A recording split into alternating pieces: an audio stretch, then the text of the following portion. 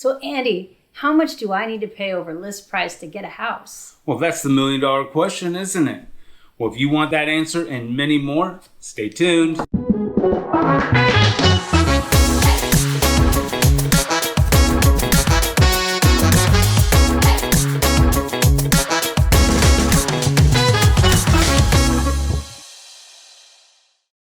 I'm Andy. And I'm Patrice. And today we are going to answer the question that we may get, 10 times a day. Yeah. I mean, yes. I don't know. It's a lot. It's a lot. But the question is, how much do we need to pay over list price in order to win in these multiple offer situations? You mean there's not just a really easy answer to that? No. Oh. But most agents will have you believe that there is, right? And so we are going to get into it. Very good. Because it's not just a quick 2-second reply. Yeah. Yeah. So if that is something that you're interested in, if you're looking to moving to the Dallas-Fort Worth area, then you'll really want to check out this video because every single offer that you're putting in these days are in a multiple offer situation. So how do you win? What's the right number? What's the right approach? Well, that's what this video is going to be all about.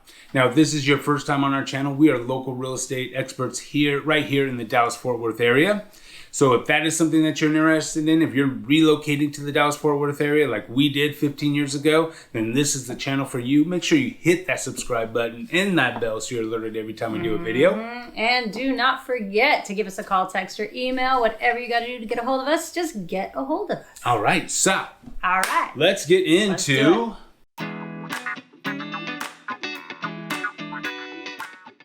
I think what we should do in this video is, I see that you have some notes. I got some notes. All right. So why don't we just kind of rattle those things off? What's the first thing that we should be doing when we are sitting down with a client and they are asking the question, how much should we offer in order to win? What's it going to take to win this offer, Andy? I think the first important thing is just to look at the data.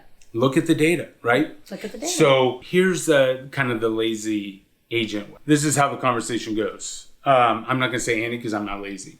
But let's say John Doe. Okay. John Doe agent. We love this house. We want to make an offer on it. What should we offer on it? John Doe goes in, if he even does this, goes into the MLS. He pulls up per the zip code at the very least.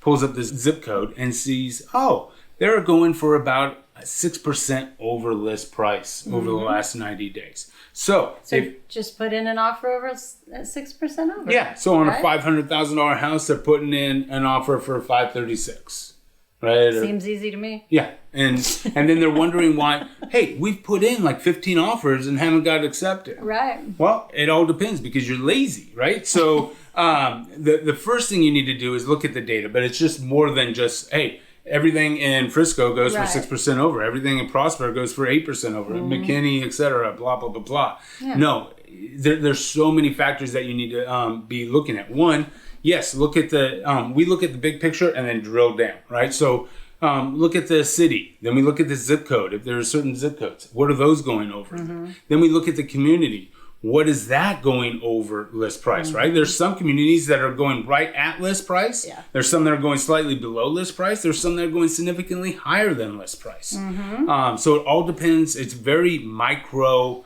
You got to look at it from a micro level. The other thing is that there's still something called fair market value. And it doesn't matter what market you're in. See, we do this on every offer that we place, regardless if it's a buyer's market, seller's market, it doesn't matter.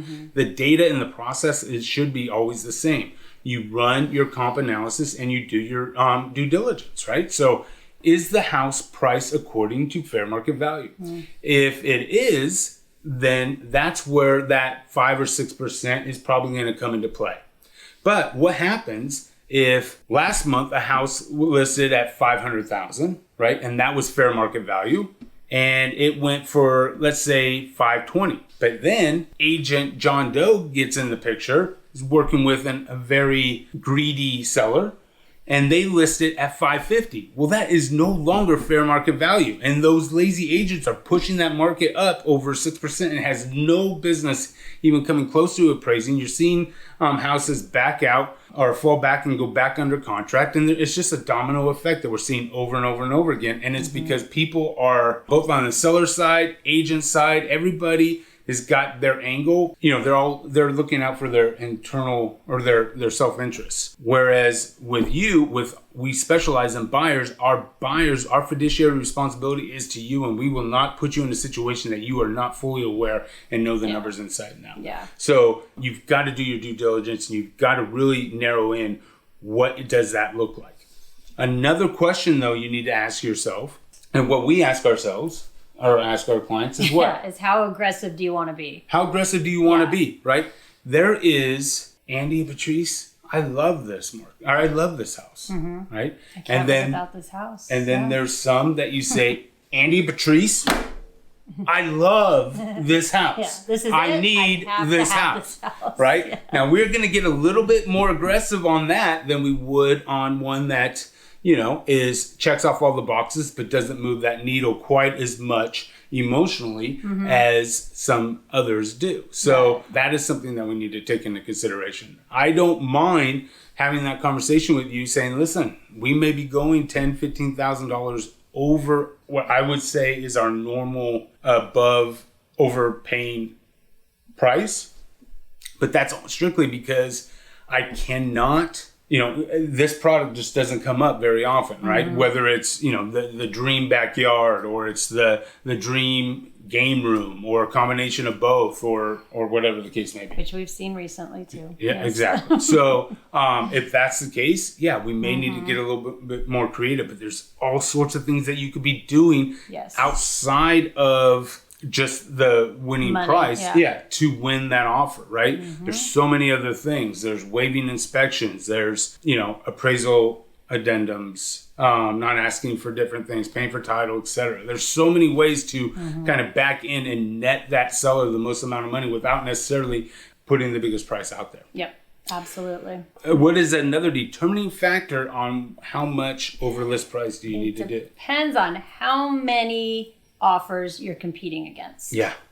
So, and we don't ever really actually know, but no, but there's experience, right? And there's some agents that have experience and some agents that just don't, right? And you've been in this business long enough. There's ways to get information from other agents that is a art, and it's not quite a science, but there is a way to kind of determine, and there's several different factors that we do, but we have a pretty good idea just from our experience on how many offers we are in, right? And there's probably 5 or 6 things that we're not going to really get into. That's kind of the secret of the Andy Daniel group. But there are some things that we do that we have a pretty good idea how competitive we need to be and how aggressive we need to be. That's correct. That is one of the things that you need to know, though. I mean, there's competing against 1 or 2 other offers, and there's competing against 30 or 40 different offers, right? And there's 2 different strategies in that altogether. And then the last thing that I would say is it really depends on what kind of financing you have. Yeah. If you're coming in with cash is king, right? Always has been, always will be. But there are things that you could do if you're not cash that you could get with our preferred lender, Chris Madrid, and he will put you through a pre-approval process to where you are just about as good as cash. So when we go down to that third-party addendum and we mark down 0 days, this and check off, this is not subject to buyer approval. You are already approved. You are just about as good as cash. Yeah. In fact, you're just as good as cash at that point, you know. So the only difference is that you still have to go through the underwriting process and the fact that they can't just close, like a cash offer, you can probably close inside a week. Right. With these, you can't. But that's the only difference. If you are in a FHA and a VA right now, I'll be perfectly honest with you, it is tough. It is a tough selling right now because you're competing against cash and conventional, and when you're up against 5 or 6 different offers, it makes it very difficult to get for someone to really hear you out and give you that chance. But there's some things, again, that we can do, some different strategies that we put together that can help you through that process. But overall, I would say, to answer the question, how much do I need to pay over list price? Well, one, that's a difficult answer to. It's not just one correct answer, right? Right. There's several different factors into that, and hopefully we've kind of gone through some of them. Like I said, if you're having trouble getting into it, we do not mind having that consultation call. Don't forget to give us a call, text, or email, whatever it is that you need to do to get a hold of us. We have got your back when it comes to all things Dallas real estate. And until the next time, I'm Andy. And I'm Patrice. Take care.